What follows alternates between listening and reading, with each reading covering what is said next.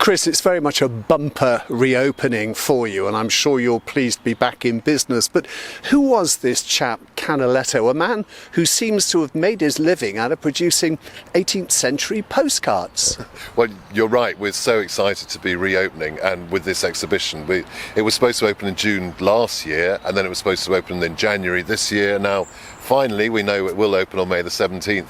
Canaletto was the leading artist in Venice in the mid-18th century, beloved by the British grand tourists who were travelling through Europe, to get their cultural education. And you're right, in a way, he was making souvenir images of that extraordinary city of Venice. He, in a way, forged that image of Venice. But what's exciting about his paintings is that they are very much of the 18th century. You're struck by the costumes of the characters in the scenes, but they also feel terribly contemporary because you see scenes happening that could be happening now. Of course, the city hasn't changed very much, a bit like Bath, but also human behaviour hasn't changed. So you see someone putting out their washing on their terrace, or someone fixing the roof, kids playing with the dogs. So, when you look into the details, and the details are extraordinary, you really get a sense of the continuity of human life. And not a cruise liner in sight. There isn't a cruise liner in sight, and there's very few clouds. Canaletto was always very lucky with the weather. They're an interesting combination, actually, the paintings of, that, as I say, observation of everyday life, but also a kind of construct. He always made sure the sun was out, and the scenes that are very carefully composed. He used a camera obscura, so they're very accurate to what was there, but then he also changed his viewpoint and the detail a bit as well. You mentioned Bath with Venice, and of course they are the only two World Heritage cities in Europe, so that's something we share. We haven't got the canals. Well, we've got one canal, but not quite so many. Where have these pictures, paintings come from? So this is the best surviving set of Canaletto's Venetian views. They belong to the Duke of Bedford, and they live in the dining room at Woburn Abbey. We were very lucky to find that they were closing Woburn Abbey for a couple of years for refurbishment, and the Duke and the trustees of Woburn very generously agreed to lend the set to us. What's exciting is that in the dining room they hang 3 deep. So even people who know them well haven't seen them all at eye level together for 70 years. It must be a bit ironic. No, ironic's the wrong word. It must be a little frustrating for you that you've had to wait, in common with other museums and galleries, so long to reopen.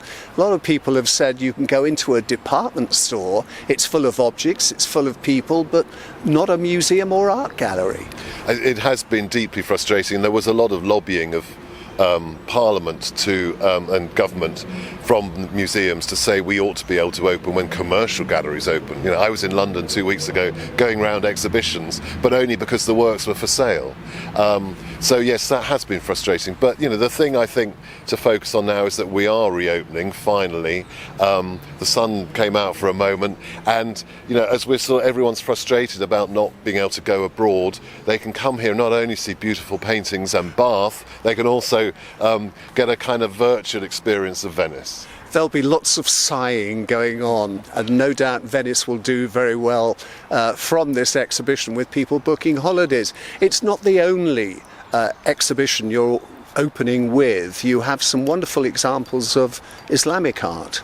Yeah, well, we have 2 other exhibitions actually. We have a wonderful contemporary sculptor, Nicholas Pope, and then we also have this collection of Islamic metalwork, medieval Islamic metalwork, come from the Courtauld collection, and the highlight of that is what appears to be a sort of handbag, looks like a handbag, from the late 13th, early 14th century Mosul. It's the most exquisite object. It's one of the great masterpieces of Islamic metalwork, and so it's such a privilege to have it here. Chris, there will still be restrictions even though the doors are reopening. What's your best advice to people? Should they check out the website? So do check our website. At the moment we're not insisting people book, but you may want to book a slot to ensure that you get in when you want to. We have to limit the numbers in each room for the moment at least. So you can be assured that a visit to the Holburne will be completely safe. Social distancing will remain in place, there will be limited numbers in each room, and of course we've got the gardens as well, so if you want to stay for lunch or a coffee, there's a lot of room.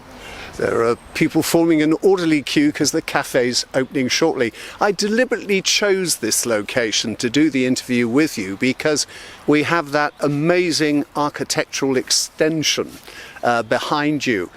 Celebrating, I think, 10 years, aren't you, since the reopening of the museum. And I must say it's very much architecturally your Marmite moment, although I know you weren't here 10 years ago. There are people who love it and still a few, I think, who don't.